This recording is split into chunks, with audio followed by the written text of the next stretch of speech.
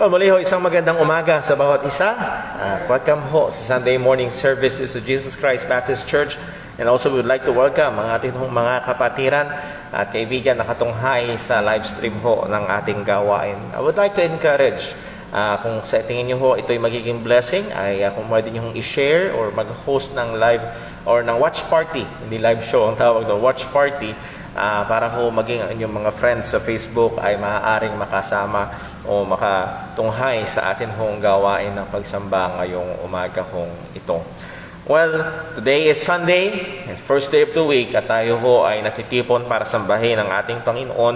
Nawa ay kahapon pa lamang ay naghahanda na tayo, nananalangin na tayo upang sa ating pagsamba ho ngayong umagang ito. Kaya nung umaga ay nagsend ho ako ng text sa ilang mga kapatiran just to remind us of our responsibility, lalo na sa mga ama ng tahanan na pangunahan, gabayan ng atin hong mga pamilya, asawa at mga anak sa pagsamba sa Panginoon. At nawa tayo ho ay magpatuloy sa katapatan sa atin hong responsibilidad na ibinigay sa atin ng Diyos, lalo na bilang mga ama ng tahanan. Ilang mga announcements ho muna bago tayo dumako sa ating formal na gawain ng pagsamba. As we have said kayo ng umaga, pinost na ho natin kahapon sa ating Facebook group at saka page ng ating church, ay ang ating kapatid si Brother Romy Borromeo ay umuwi na sa Panginoon. Kung di ko nagkakamali, around 4:30 ng hapon. Natanggap ko yung tawag, around 4:45 ng hapon. Pero bago yun, mga 2:30, ako tinawagan na at siya ay wala na sa magandang kalagayan.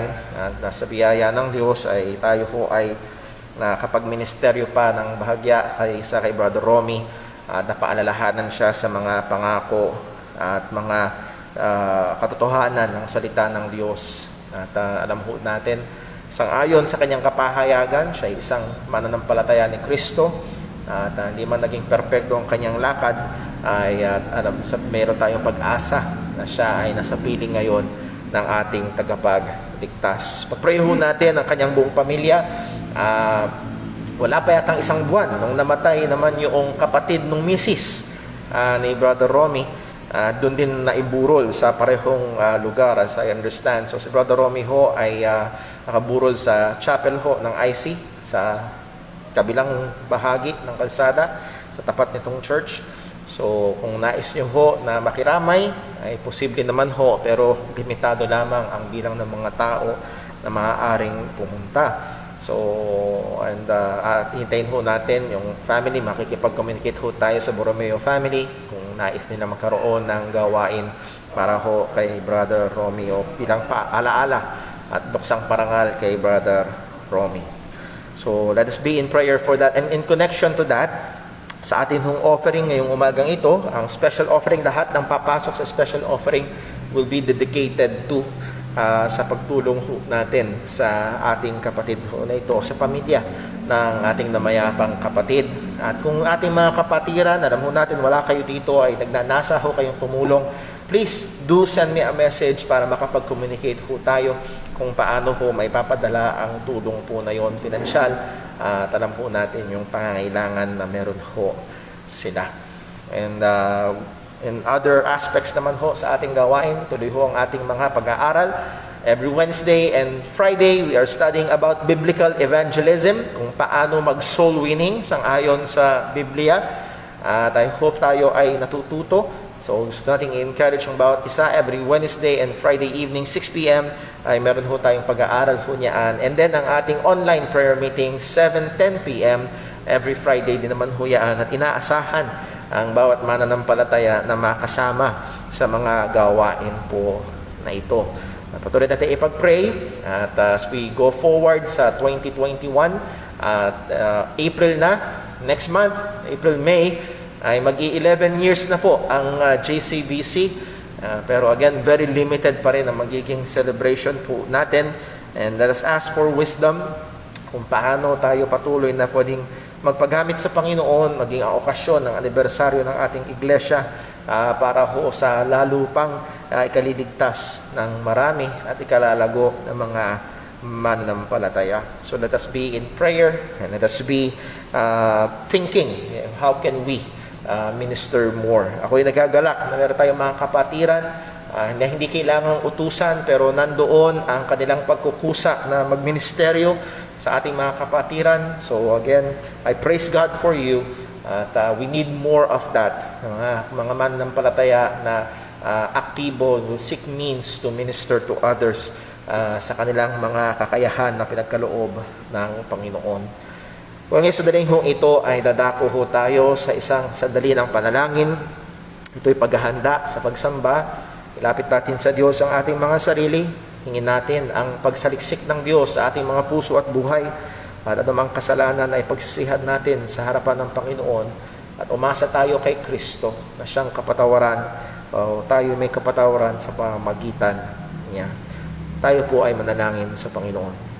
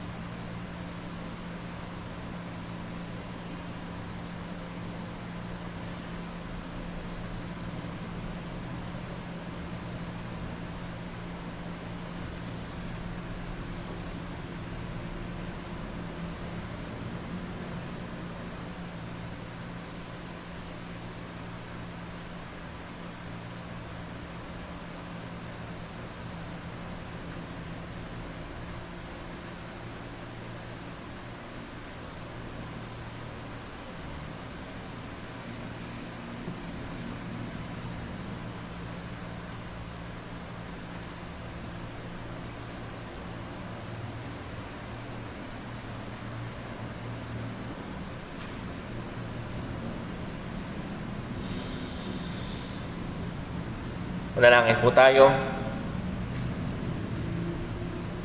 O Panginoon naming Diyos, aming Ama sa langit, kami lumalapit sa iyo muli sa pamamagitan ng aming Panginoong Jesus na aming sinampalatayanan, na namatay para sa aming mga kasalanan, nalibing at muling nabuhay, at ngayon nasa kanan mo at namamagitan para sa amin.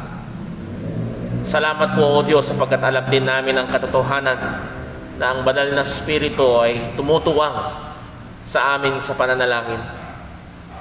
Tunay, Panginoon, hindi lingid sa iyong kaalaman ng aming mga sitwasyon. Hindi tago, Panginoon, lalo't higit ang aming mga pagkukulang at kasalanan laban sa iyo.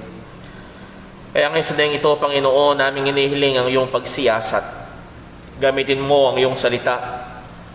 Gamitin mo, Panginoon, ang iyong salita upang ipakita sa amin ang aming mga pagkukulang, paglabag sa iyong kalooban, kasalanan na nagawa namin sa iyong harapan. Tulungan mo kami, hindi lamang sa gawa ng aming kamay, maging sa mga salita na lumabas sa aming bibig. Oo, Panginoon, maging ang mga hindi lumabas sa bibig. Ang mga haka ng aming puso, imahinasyon ng aming kaisipan, at anuman na hindi lapat sa kabanalan at kalugod-lugod sa iyong harapan, Panginoon, patawarin mo kami. At tulungan mo kami, O Diyos, na pailalim sa iyo ang lahat ng aspeto ng aming mga buhay. Tulungan mo kami, Panginoon, na sumunod sa iyong kautusan at kalooban na kami magpakabanal sapagkat ikaw na tumawag sa amin ay banal.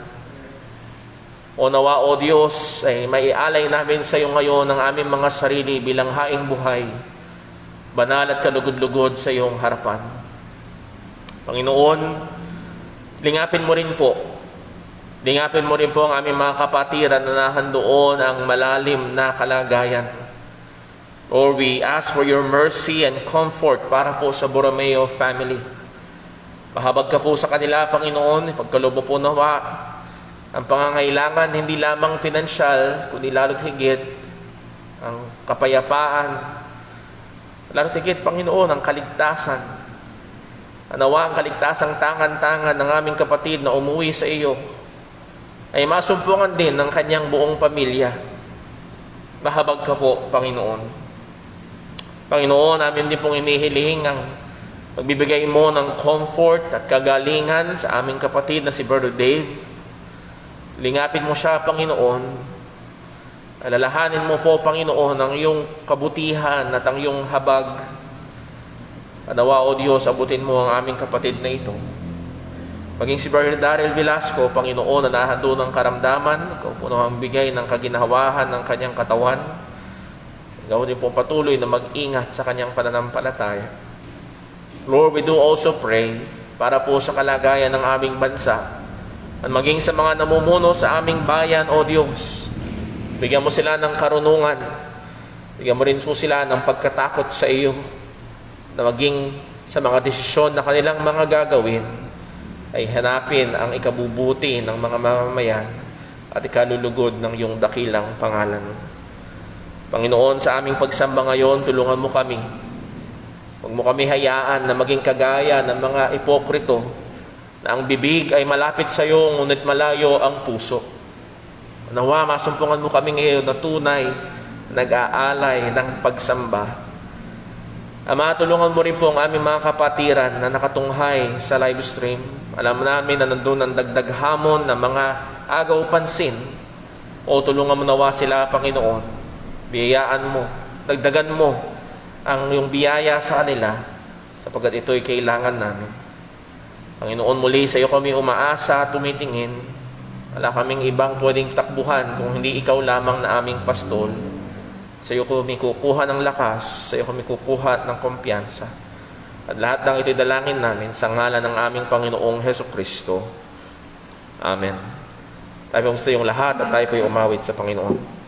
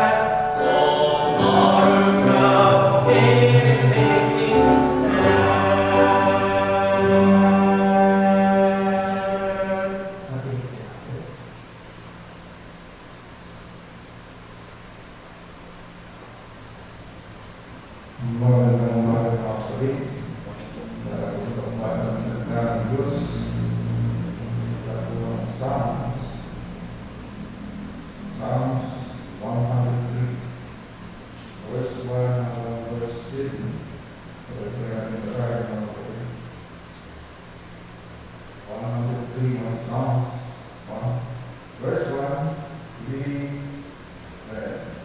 Bless the Lord, O my soul, and all that is within me. Bless his holy name. Bless the Lord, O my soul, and forget not all his benefits.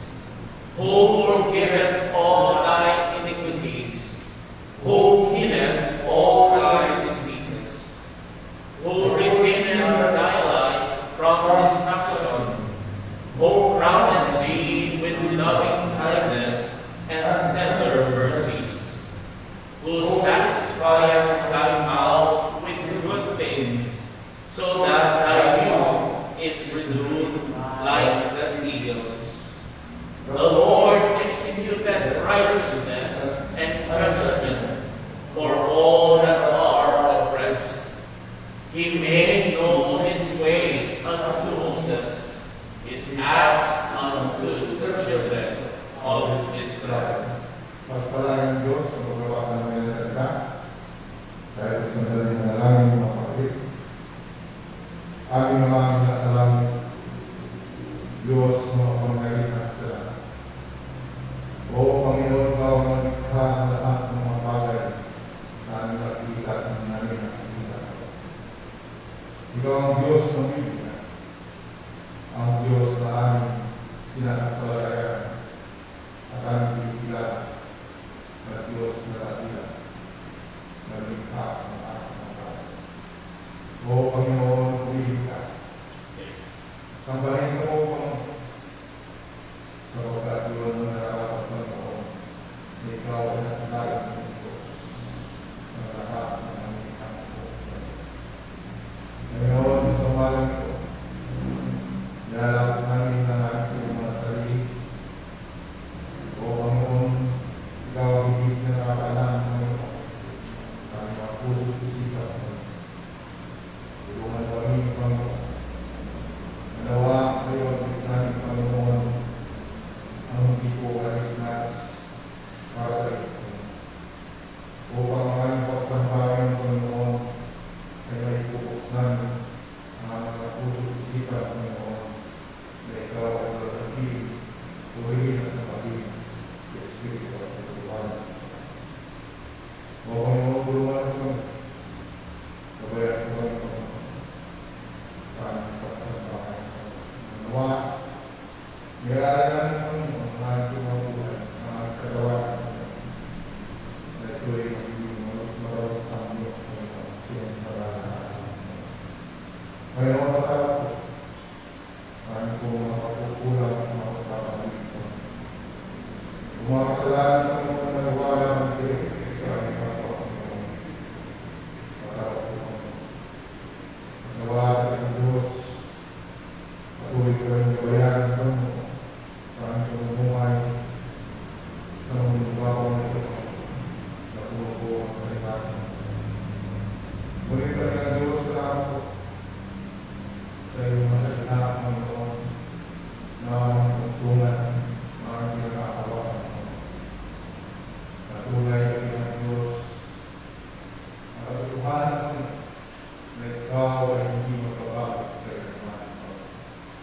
Ikaw ang Diyos na pinagbigat, ang Diyos na dakilat, mapapahal. Ama, tulungan po, Panginoon, ang bawat isa sa atin. Lalo na po, Panginoon, ang mga kapatid na mayroon pong mga paramdaman. Ikaw po ang hindi nakakaanak ng Panginoon sa mga kalagayan. Hindi po sila ang magpapagaling ng buhay. O Panginoon, ang aming sitwasyon ngayon, Ama, mahal po. Dahil sa akin, ito ang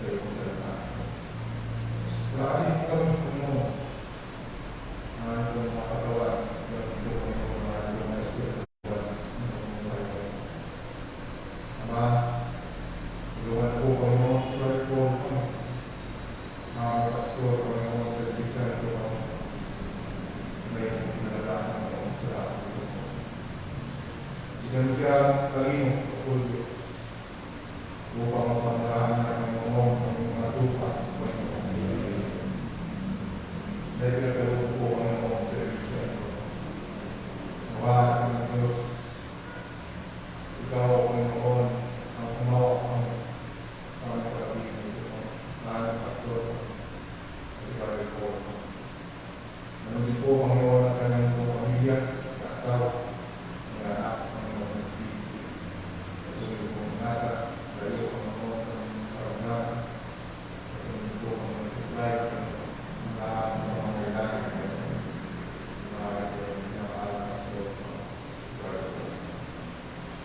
O Diyos, Tuhan, ikaw, guide, magkaroon upang iyong insight ng mga parating ng mga iyong umagot na malinaw na ng kapanggilan. At ito, Panginoon, ay maging kalakasan ng iyong espiritual ng buhay ko. O Panginoon, ang ulit kami ng Espiritu sa kanan. Nagkaroon po, Panginoon, ang kaalaman. Nagkaroon po ang aming pananampalataya. Sa kabila ng Diyos, sa pagdinya na ito kung na kami, Panginoon, ay tutungtong sa katuparan ng itong salita. At mananatili kami ng Diyos sa katuparan sa itong mga mahal. Kawayo po sa wala ng Biblia. Minawalan namin hindi kami kawala at kailangan. Kaya ng Diyos kami nagsusumaw kung na huwag mo alisin ng mga proteksyon kung saan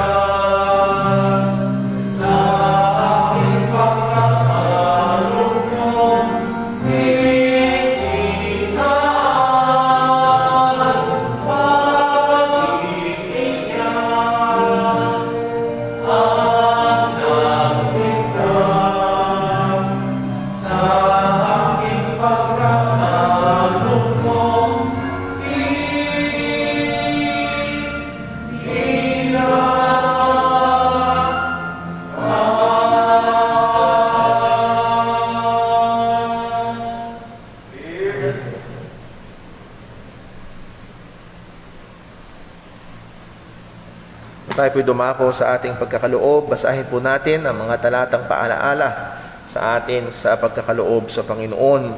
2 Corinthians chapter 9, verses 6, 7, and 8. Sabay-sabay ho nating basahin. Verse 6, ready, read. But this I say, he which soweth sparingly shall reap also sparingly, and he which soweth bountifully shall reap also bountifully. Every man according as he purposeth in his heart, so let him give, not grudgingly or of necessity, for God loveth a cheerful giver. And God is able to make all grace abound toward you, that ye, always having all sufficiency in all things, may abound to every good work. Pagpalain po ng Diyos sa pagkabasa ng kanyang mga salita. Manalangin po tayo. O Panginoon naming Diyos, aming Ama sa langit, muli aming kinikilala ang iyong dakilang kabutihan sa amin, ang iyong pag-ibig na nagligtas sa amin. At higit pa rito, O Diyos, ang iyong pagsusustento sa amin sa aming mga pang-araw-araw na pangangailangan. Tunay, Panginoon, anong meron kami na hindi pinagkaloob sa amin? Lahat ng meron kami, O Diyos, ay galing sa iyong mga kamay. Ultimo ang aming hininga, ultimo ang aming damit. Lahat ng aming pagmamayari ay galing sa iyo. At nasumpungan namin, O Diyos, tunay tapat ka at patuloy nagkakaloob ng mga pangangailangan na ito. At sa maraming pagkakataon, O Diyos, naranasan din namin ng higit sa pangangailangan ng pagkakaloob mo. Nandun, O Diyos, na aming nai-enjoy ang mga bagay-bagay na iyong pinagkakaloob sa amin. Ngayon sa daling ito, Panginoon, turuan at tulungan mo nawa kami. Paalala mo sa amin na hindi ang halaga ang iyong binabantayan, kung hindi ang puso ang iyong tinitignan. Nawa masumpungan mo ang isang puso na may pagsamba, may pagmamahal, at puso na may kagalakan sa pag-aalay, sa pagsamba at sa pagbibigay sa iyo. Nawa, Panginoon, wag mo makita ang puso na may kadamutan, kundi, Panginoon, nandoon ang kasaganaan namin sa gawa ng mabuti. Maging, Panginoon, sa aming pagkakaloob, bilang tulong din sa pamilya ng aming namayapang kapatid, ikaw po nawa ang magpala sa mga ito at patuloy na magamit sa kapurihan ng iyong dakilang pangalan. Samahan mo kami hanggang sa katapusan ng aming gawain. Ingatan mo kami, O Diyos, at patuloy namang ikaw lamang ang maitaas. Sa ngalan ni Jesus na pong aming dalangin. Amen.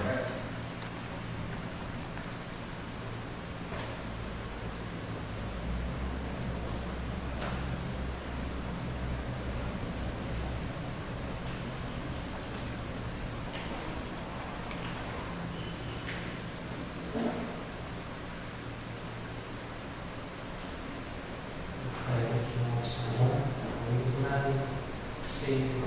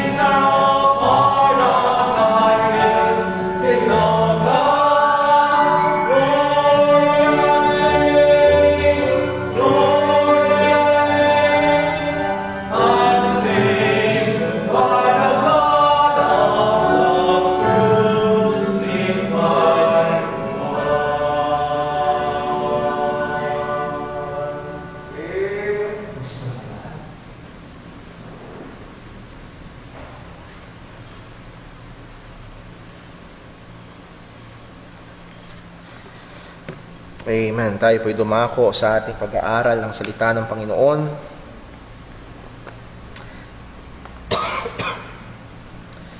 Well, guilty or not guilty? Ito lamang ang dalawang hatol na maaaring ibaba ng korte. Walang kailanman na nahatulan ng medyo guilty o konting guilty. It's either lumabag sa batas, nagkasala, or hindi lumabag sa batas at hindi nagkasala. Yun lamang ang maaaring kalagyan. At sa biyaya ng Panginoon sa ating nakaraang pag-aaral mula Romans chapter 1 hanggang Romans chapter 3 verse number 20, ang maliwanag na hatol ng Panginoon sa sangkatauhan is guilty beyond the shadow of the doubt. Walang alinlangan, walang tsansang magkamali, walang anuman na pagkakataon na hindi ito totoo. Lahat ng tao, saan man, kailanman, ay nasusumpungang may sala sa harapan ng Panginoon. Ngayon, ano ang solusyon?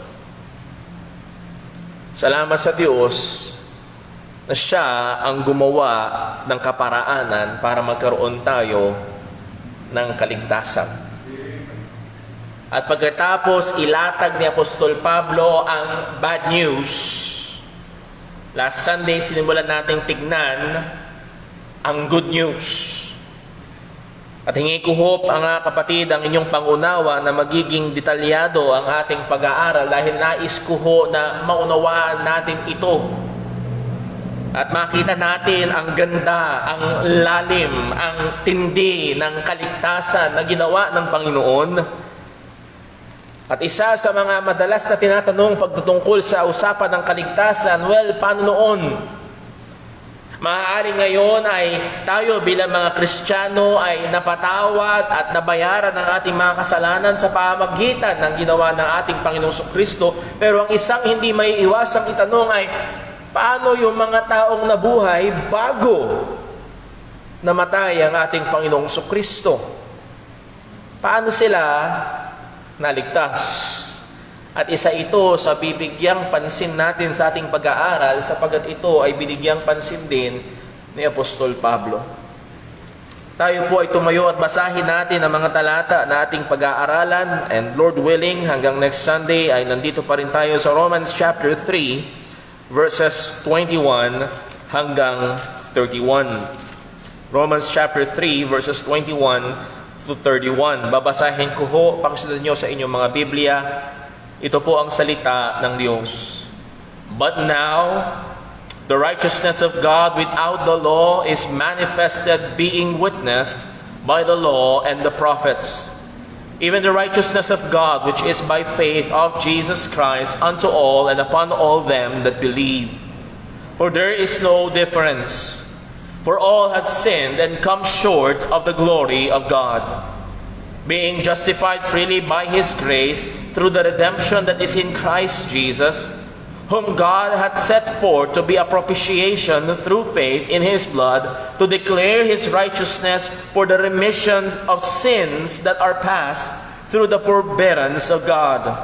To declare, I say, this time His righteousness, that He might be just and the justifier of him that believeth in Jesus.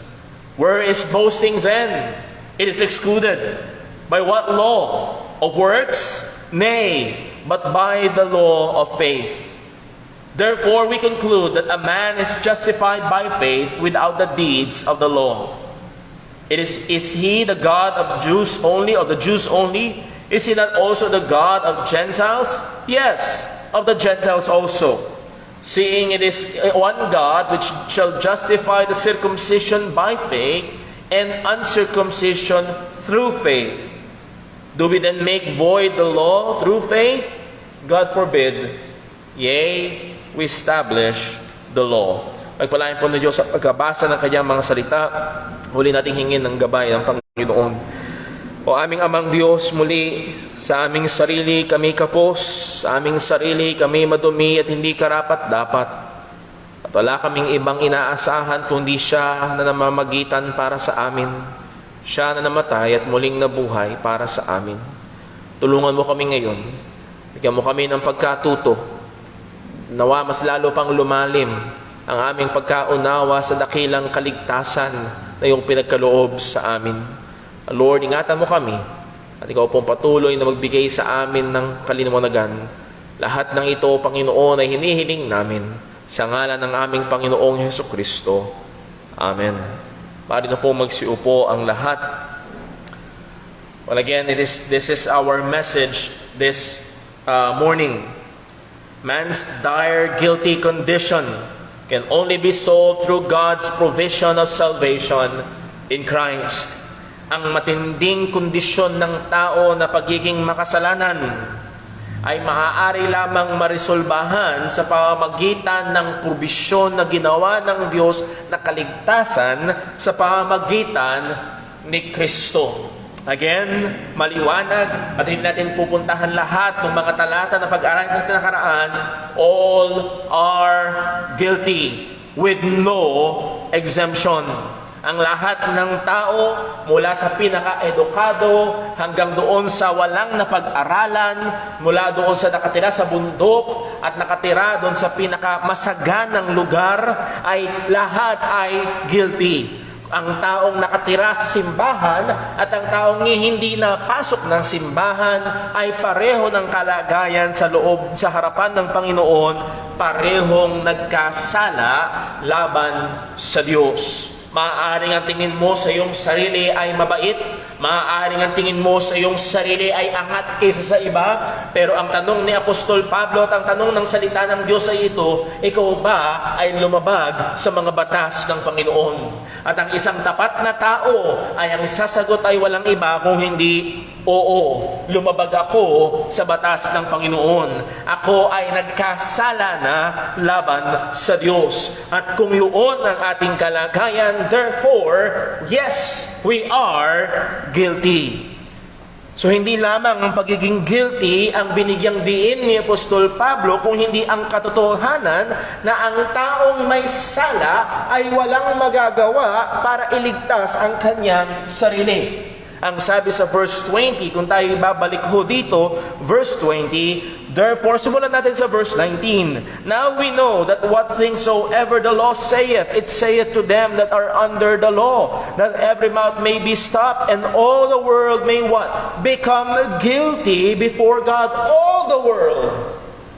Lahat ng sanlibutan, lahat ng tao ay nagkasala laban sa Panginoon sa harapan ng Diyos. And then sa verse 20, hindi lamang yung kondisyon ng pagiging may sala, kung hindi ang sabi dito, verse 20, therefore, by the deeds of the law, there shall no flesh be justified in his sight, for by the law is the knowledge of sin.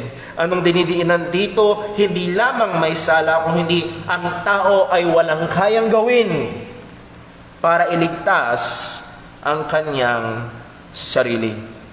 Law-keeping, being good, will not save anybody. Hindi tayo maililigtas ng ating mga gawang mabuti. Hindi ka maililigtas ng iyong pagsamba o pagsisimba. Hindi ka maililigtas ng iyong pagsunod sa 10 utos. Maliwanag ang sinabi ng salita ng Diyos. No man will be justified by the deeds of the law in his sight. Sinabi natin nakaraan, maaaring in your sight. Maaari sa iyong paningin, sa paningin ng iba, ikaw ay pasado, ngunit sa paningin ng Diyos, na nakakaalam ng lahat, ikaw ay bagsak. So ngayon, paano na? Walang bakuna laban sa kasalanan. Ano ang solusyon? Lahat tayo ay may problema at walang kayang gawin. Walang tanging solusyon na hindi tayo tumingin sa ating sarili, kundi tumingin sa Panginoon na may ginawa para magligtas. Tingnan natin na nakaraang Sunday ang verse 21 and 22. And let's do a short review. Verse 22, ang sabi ho ni Pablo ay ito, but now, again, that word but, a contrast, a change of direction from a guilty, hopeless situation mula sa kalagayan na may sala at walang kayang gawin, walang pag-asa sa kanyang sarili, sa kalagayan na merong pag-asa. But now the righteousness of God without the law is manifested, being witnessed by the law and the prophets. Ano ang kondisyon ng tao? We are without righteousness. Yun yung kabaliktaran ng pagiging guilty. Ang pagiging guilty ay ikaw ay unrighteous. Ikaw ay nagkasala. Pero ang kabaliktaran nun ay pagiging righteous. Pagiging acceptable sa Panginoon, katanggap-tanggap sa Diyos.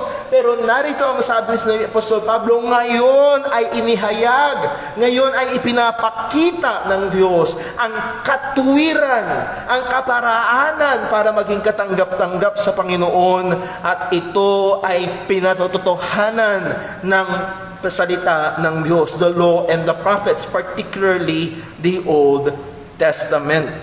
Itong word na righteousness of God ay nagka-agree ang maraming mga Bible teachers, better translated as righteousness from God, katwiran na galing sa Diyos. At itong katwiran na ito ang ibibihis sa isang makasalanan upang siya ay maging katanggap-tanggap. Ito ay ibibilang sa isang makasalanan upang siya ay tanggapin ng Panginoon sa kalangitan. At ipapakita ni Apostol Pablo, paano ito?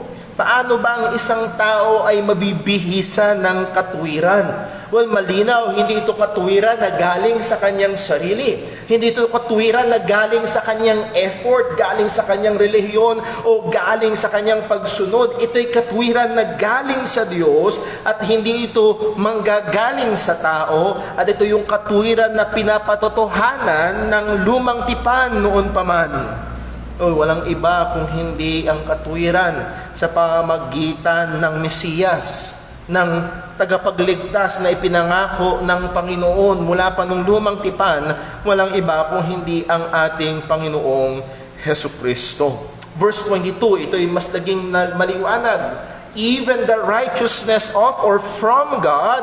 And how is this righteousness applied? Paano ito ibinibigay?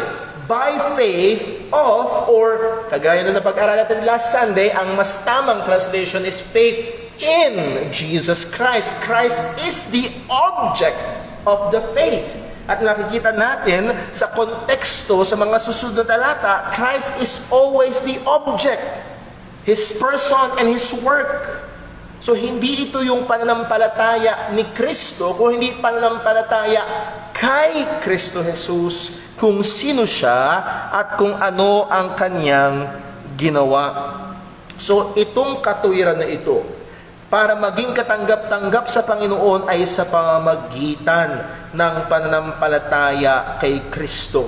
Sino makakatanggap nito? Unto all and upon all that believe. At walang plus. Hindi believe and, but unto all and upon all that believe. Ano ka man ang iyong kalagayan, ikaw man ay Hudyo, particularly sa konteksto nito, ikaw man ay Hudyo, o ikaw man ay Hentil, ikaw man ay Pagano, ikaw man ay relihiyoso, ikaw ay maaari lamang mabihisan, mabigyan ng katuwiran mula sa Panginoon by faith kay Kristo. Well, bakit yun lamang ang kaparaanan? Sapagkat sinabi ni Pablo, dito tayo natapos sa nakaraan, for there is no difference. There is no difference. Walang pagkakaiba. Ibig sabihin, lahat pare-pareho. Lahat ito ang kalagayan. At babalik muli si Pablo at hindi niya iiwan ang temang ito. Ano ba yung pagkakapare-pareho? Again, guilty. Verse 23, for all have sinned and come short of the glory of God. Lahat ay nagkasala. So, tama na ang pag-iisip na pwede mong iligtas ang iyong sarili sa pamamagitan ng paggawa ng mabuti. Tama na ang pag-iisip na baka may chance kang makapasok sa langit sa pamamagitan ng iyong gawain ng relihiyon. No, tama na! Pantay-pantay. Walang pagkakaiba. Ano man ang iyong relihiyon, saan ka man naroroon, ano man ang antas ng iyong napag-aralan, sa tingin mo man ikaw ay mabuting tao, you are guilty.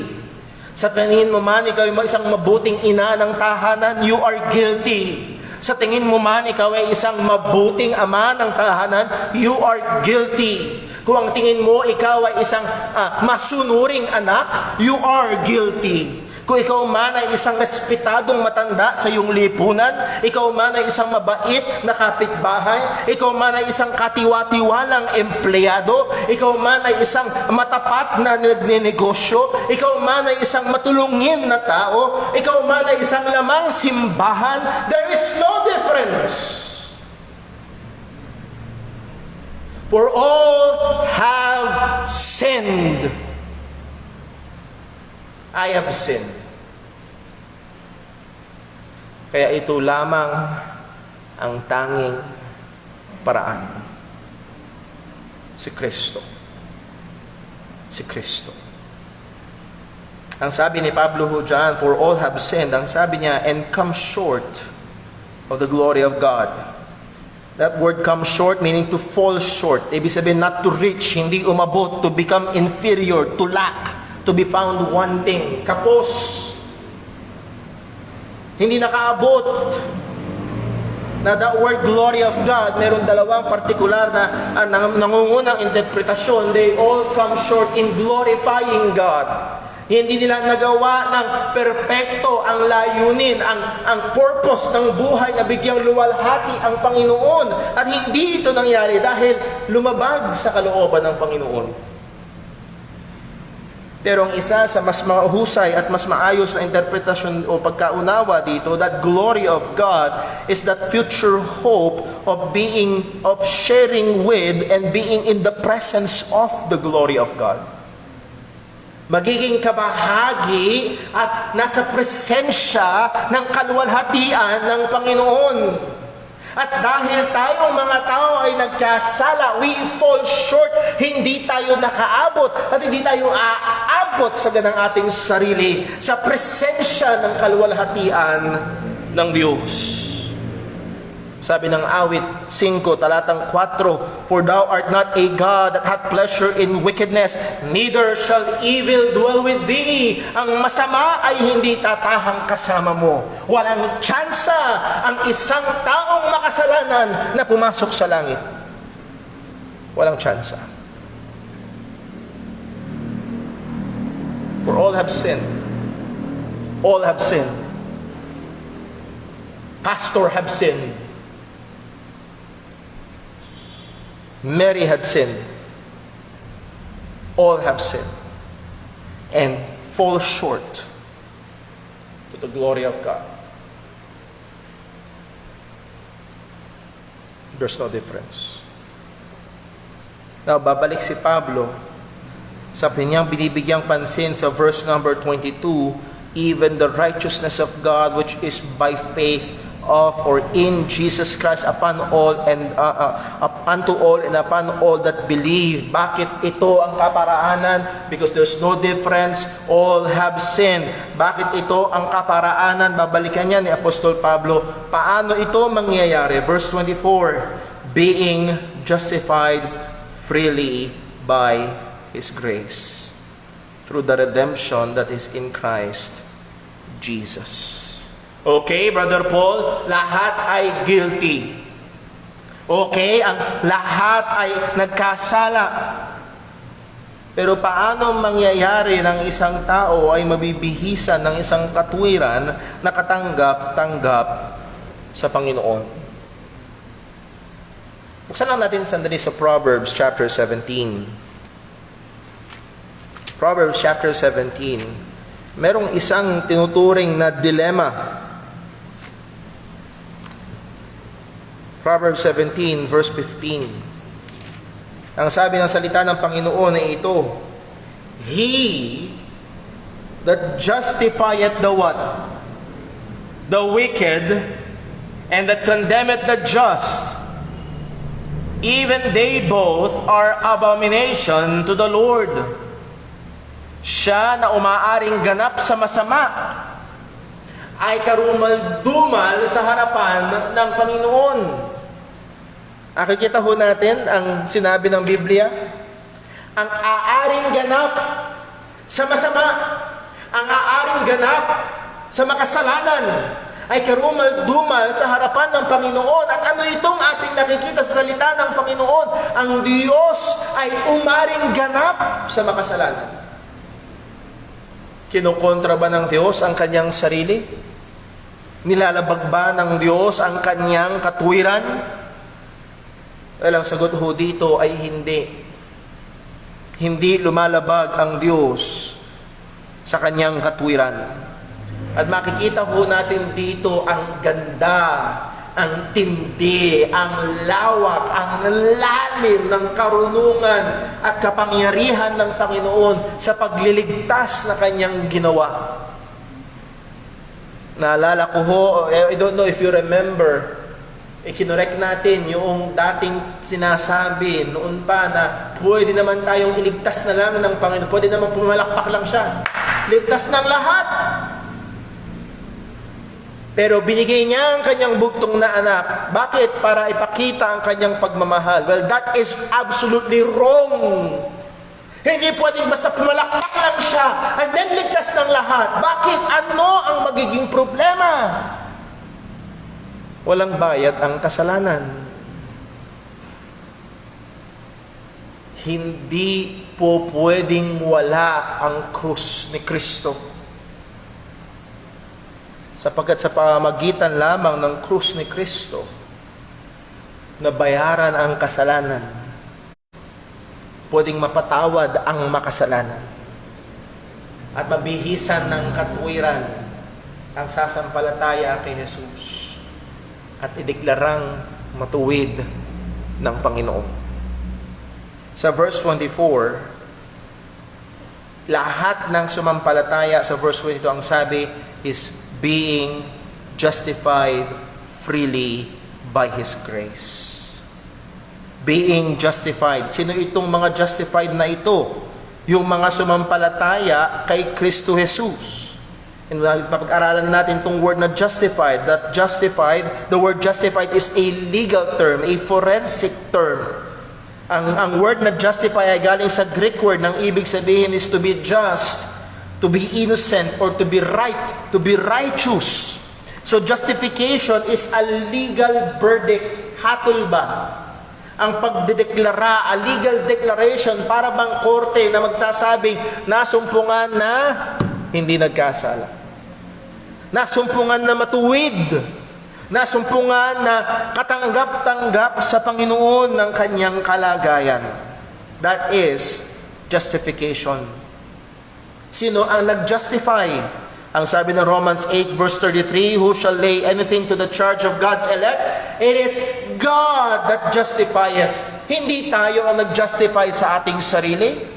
Walang iba kung hindi ang Panginoon. This legal verdict includes the forgiveness of sin.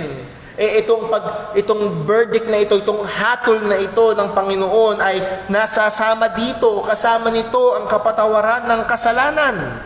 Ephesians 1 verse 7, ang sabi, in whom, that is in Christ, we have redemption through His blood, the forgiveness of sin. So it includes forgiveness, it includes pardon from guilt, and the penalty of sin. Hindi na hindi na papatawan ng parusa.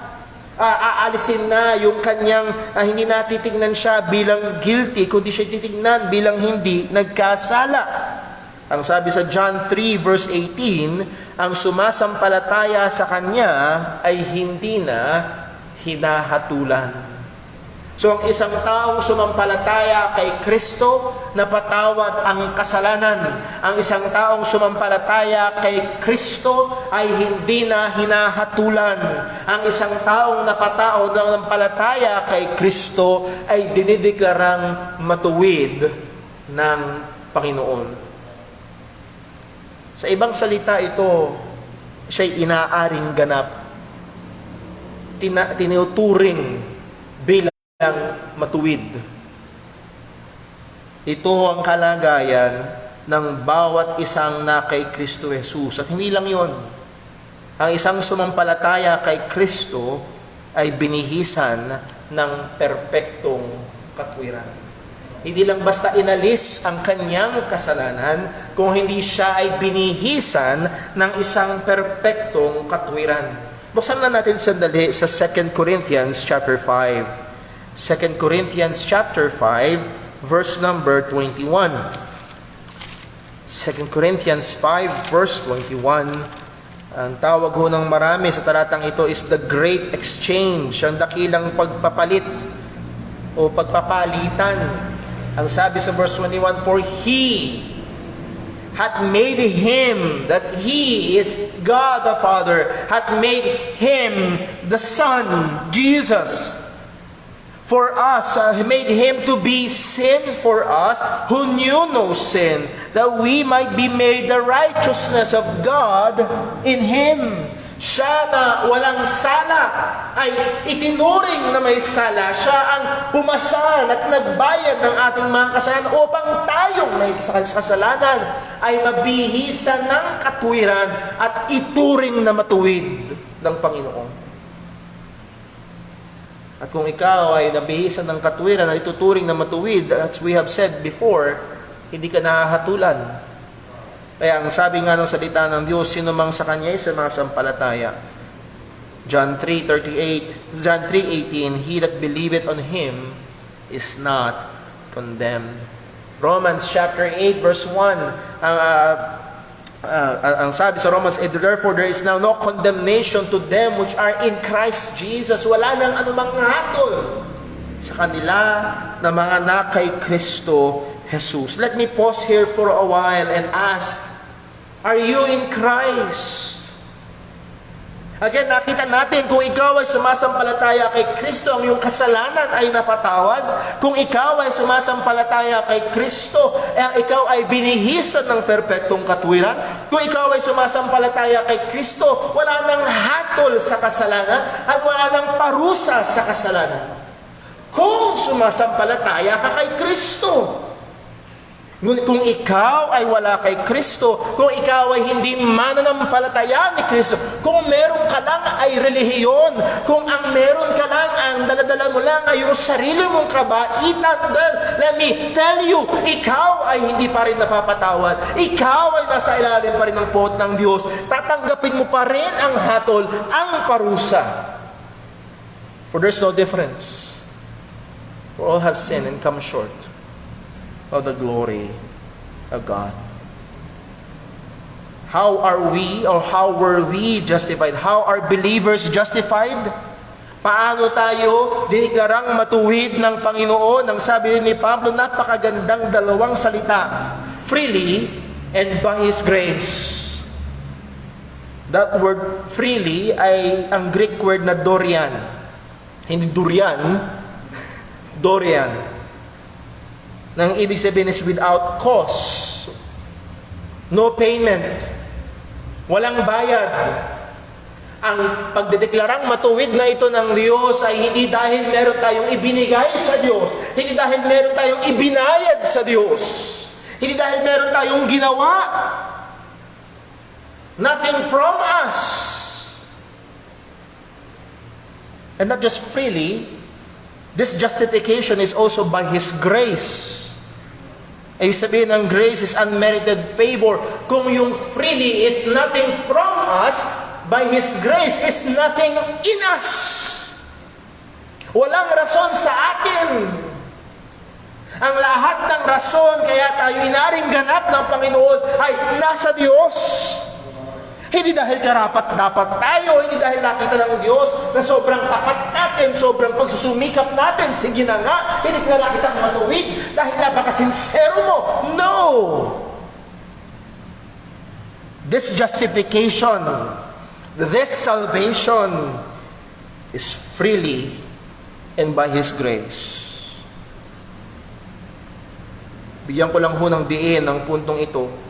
Therefore, take note, any means of salvation that is not free and by grace is against the Word of God.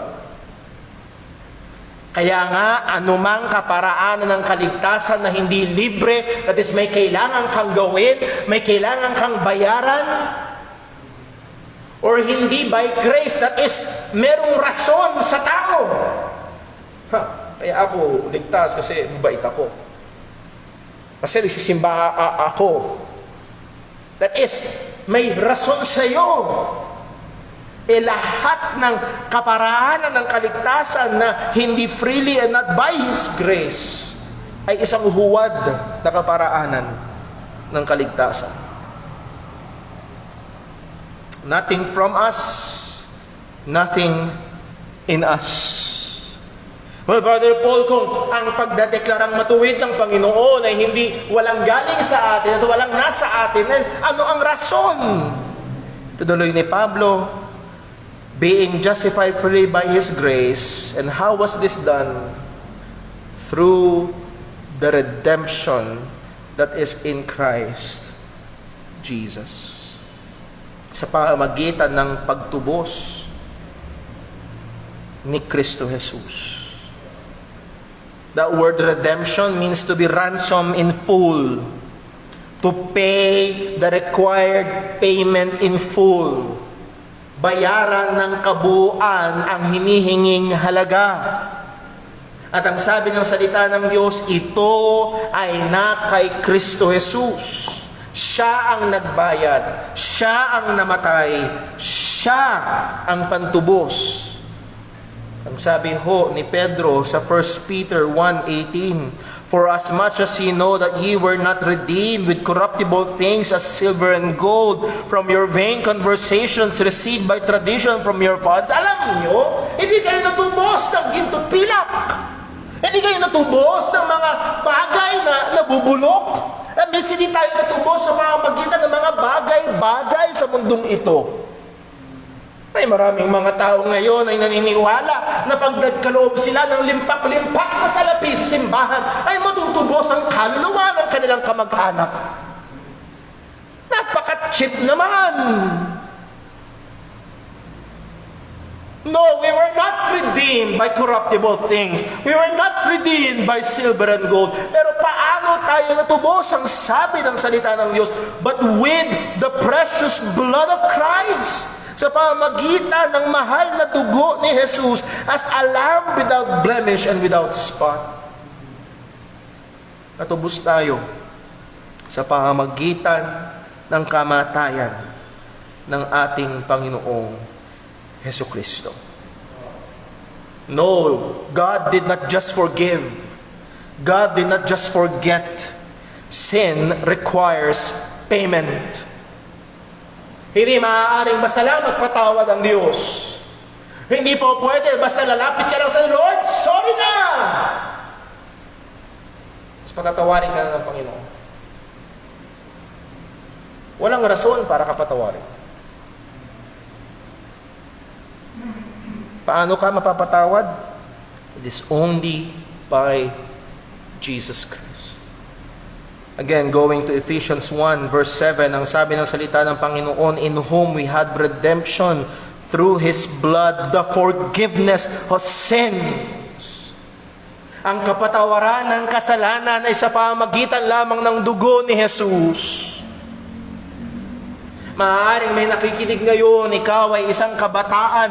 Alam mo, aminado ka, ikaw ay nagkasala laban sa Diyos. Ikaw ay nagkasala laban sa iyong mga magulang. Nakasalanan din laban sa Panginoon. At maaaring, humingi ka na lang, sorry po, Ama't Ina. Sorry po, Panginoon, pero nais kong sabihin sa iyo, hiwalay sa dugo ni Kristo, walang kapatawaran. Kailangan mong manampalataya kay Jesus.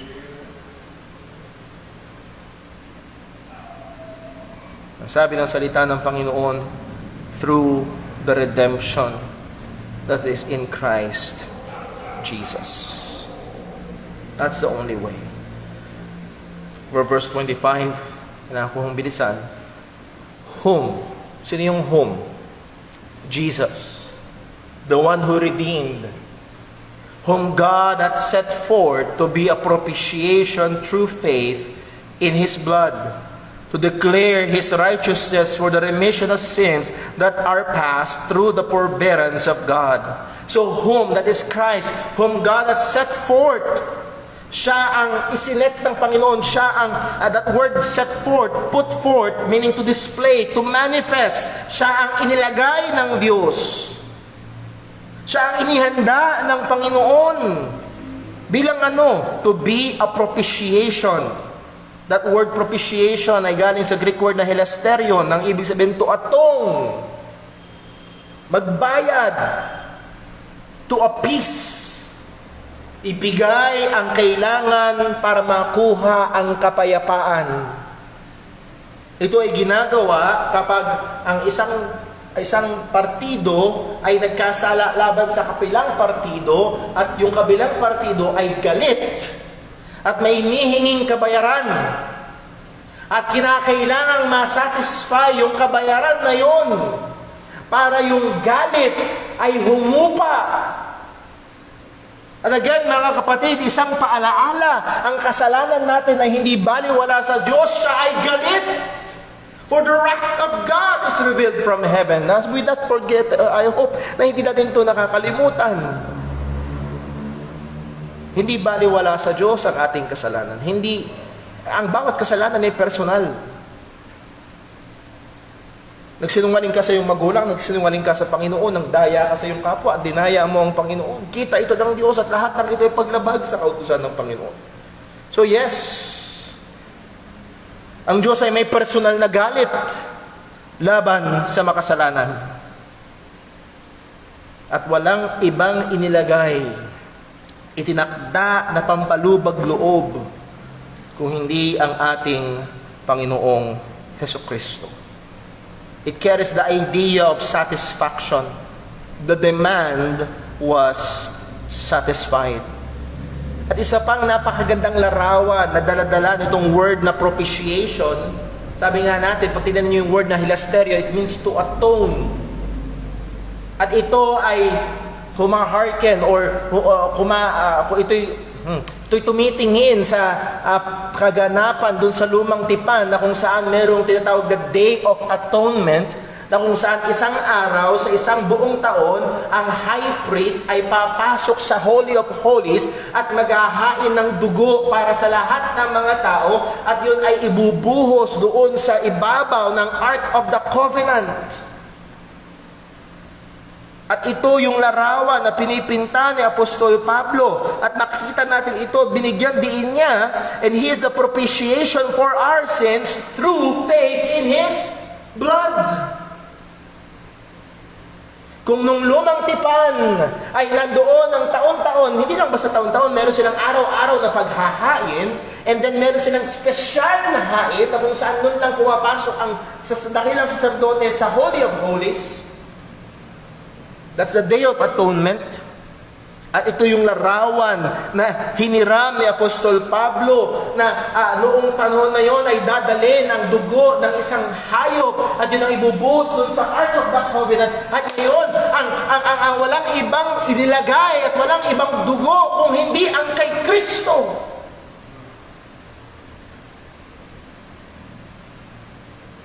Yung mga dugo ng mga hayop ng lumang tipan ay hindi sapat para maghugas ng kasalanan. Hindi nami-meet yung requirements.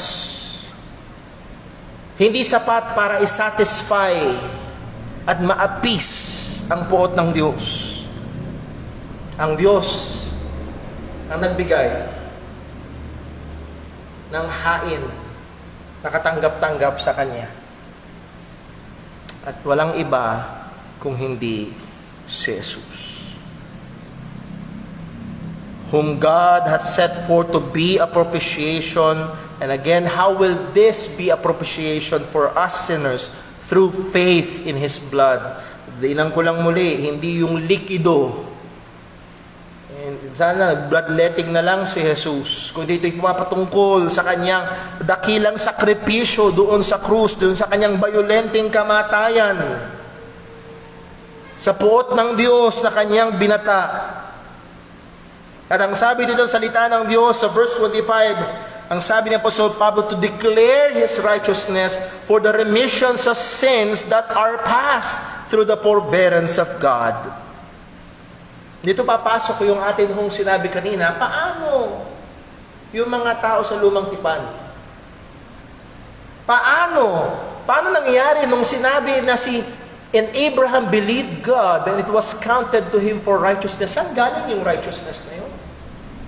Paano siya napatawad?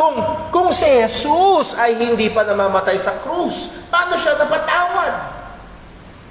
Well, again, nandito ang hiwaga at ganda ng katotohanan ng sabi ni Apostol Pablo, itong si Jesus na itinakda ng Diyos, whom God hath set forth to be a propitiation for sin. He declared His righteousness for the remissions of sins that are past. Itong ginawa ng Diyos na pag-aalay sa kanyang sariling bugtong na anak, na nagsasatisfy sa requirement ng kautusan at nagpapahupa ng puot ng Diyos. He paid for the sins, hindi lang ng mga mananampalataya ngayon, kundi ito'y kabayaran ng kasara sa kasalanan ng mga sumampalataya noon. He declared His righteousness. Paano naging matuwid ang Diyos na pinatawad niya si Abraham? Paano naging matuwid ang Diyos sa pinatawad niya si Haring David? Paano naging matuwid ang Diyos na mayroong mga naligtas ng lumang tipan, gayong wala pang hain para sa kasalanan? Again, para maunawaan ho natin, gamitin ko lang ho ang ilustrasyon ng cellphone. Sino may cellphone? Taas ang kamay? Lahat siguro tayo may cellphone. At ang cellphone nyo ho ay higit sa malamang nahuhulog lang sa dalawang kategorya. It's either prepaid or postpaid. Ang sabihin ng prepaid, binayaran na, bayad, gamit. Tama? Bayad muna, bago gamit. Pag nagpa-load ka, bayad, tsaka pa lang magagamit. Postpaid, with the very word post. Ano ibig sabihin ng post? After. Gamitin mo muna, at tsaka yung bayad. At ito yung magiging larawan. Ginamit muna, nagpatawad ang Diyos. At hindi matuwid ang Diyos. Paano nangyari? Nagpatawad siya, wala pang bayad. Dumating yung bayad. Dumating yung bayad. Parang sa kainan, pwede kang pay as you order. Pwede naman, pagkas mo kumain at saka ka nabayad. At ganun yung larawan, pinatawad ng Diyos at ang basihan ng kapatawaran ng Diyos ay dun sa parating na tagapagligtas. Dun sa parating na bayad. At sa atin, bayad na ang mga kasalanan nating lahat. Therefore, it shows, it declares God's righteousness. Pinapakita ng katwira, pinapakita ng kamatayan ni Jesus sa krus, ang katwiran ng Diyos. Bakit kailangang mamatay si Jesus sa krus? Because God is righteous. Hindi pwedeng basta burahin na lang ang kasalanan. He will be unrighteous. Para makita na siya'y matuwid sa pagpapatawad ng mga kasalanan noon at mga kasalanan ngayong bagong tipan. It is through the redemption in Christ Jesus, through the propitiation through Christ Jesus. At ito ay makakamit by faith. And again, pagdating sa verse 26, ang tutuloy ho natin susunod na Sunday for the sake of time, to declare, I say unto you, at this time, His righteousness that he might be just and the justifier of him that believeth on Jesus Christ. Para ipakita ang kanyang katwiran. Ang Diyos ay hindi nagbali ng kanyang batas. Ang Diyos ay hindi nagpikit mata sa kasalanan. Ang Diyos ay hindi nagkompromiso ng kanyang katwiran para magpatawad. Sapagkat may kabayaran. At ito ay sa pamamagitan ni Kristo. At malinaw at paulit-ulit, it is through faith in Christ Jesus. Faith in His blood. Walang ibang kaparaanan upang ang makasalanan ay mapatawad. Upang ang makasalanan kagaya ko at kagaya ng bawat isa sa atin at kagaya nyo ay magkamit ng katwiran mula sa Panginoon. Ito ay sa pamamagitan lamang ng ating Panginoong Hesukristo. Again, let me ask the question. Nangyari na ba sa iyo ito? Nangyari na ba sa iyo ito? Maaaring alam mong namatay si Jesus para sa mga kasalanan, pero nangyari na ba sa iyo? Kinakanta mo at alam mo, hordero ng Diyos na nag-aalis sa mga kasalanan. Again, alam mo ito, pero nangyari na ba sa iyo ito? Nahugasan na ba ang iyong mga kasalanan? Ikaw ba ay dineklara ng matuwid ng Panginoon? Ikaw ba ay katanggap-tanggap na sa Panginoon? Well, ito'y posible lamang kung ikaw ay tunay na sumampalataya kay Kristo Jesus. Hindi sapat na alam mong may bakuna. Ha? Hindi sapat na alam mong may bakuna. Alam kong may bakuna. Alam kong namatay si Jesus. Sapat na ba yun? Hindi. Kailangan mong pumila. Kailangan mong magpatusok. At kailangan ma-apply. How will it be applied? Through faith. Sa pamamagitan ng tunay na pananampalataya. And then pangalawa, mga kapatid, mamangha tayo. Mamangha tayo sa grabing katwiran ng Diyos. Mamangha tayo sa ganda, sa karunungan ng Diyos na nakadisplay sa krus ni Kristo. Hindi lamang ang pag-ibig ng Diyos ay makikita, ang katwiran ng Diyos ay makikita. Hindi lamang ang katwiran ng Diyos, ang karunungan ng Diyos ay nakikita. Mamangha tayo. Ang daming mga bagay sa mundo na inaagaw ang ating kamanghaan. Nakakita ka ng bagong cellphone, manghang-mangha ka. Nakakita ka ng bagong kotse, manghang-mangha ka. Nakakita ka ng magarang bahay, manghang-mangha ka. Oh, mga Kristiyano, tignan natin ang krus ni Kristo. Nakarapat-dapat sa lahat ng ating kamanghaan. At nawa, tayo ay patuloy na magpatira pa at sambahin ang Diyos na sa atin ay nagmahal at nagbigay ng kanyang bugtong na anak upang tayo ay magkaroon ng kaligtasan. Let's pray. Panginoon naming Diyos, aming Ama sa langit, o Panginoon, tulungan mo kami. Nawa ang lahat ng ito ay hindi lamang maging intellectual exercise, hindi lamang ito maging informative time, kundi Panginoon, ang mga katotohanan na aming nakita sa iyong salita ay gamitin mo. Una ay sa ikaliligtas ng mga hindi pa man nampalataya. Mahabag ka po, O Diyos.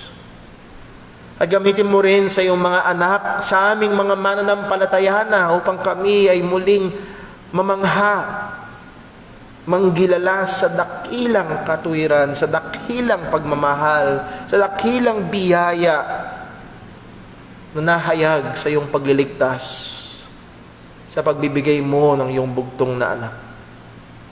O Panginoon, tulungan mo kaming mamuhay ng karapat-dapat sa dakilang ebanghelyong ito.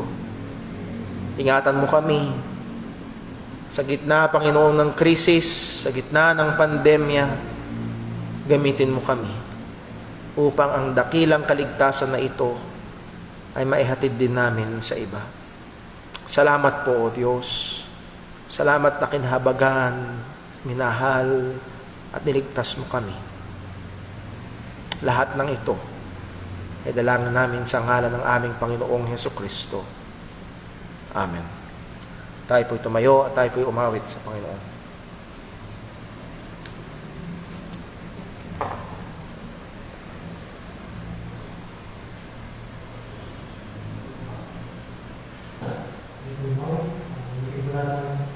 Praise.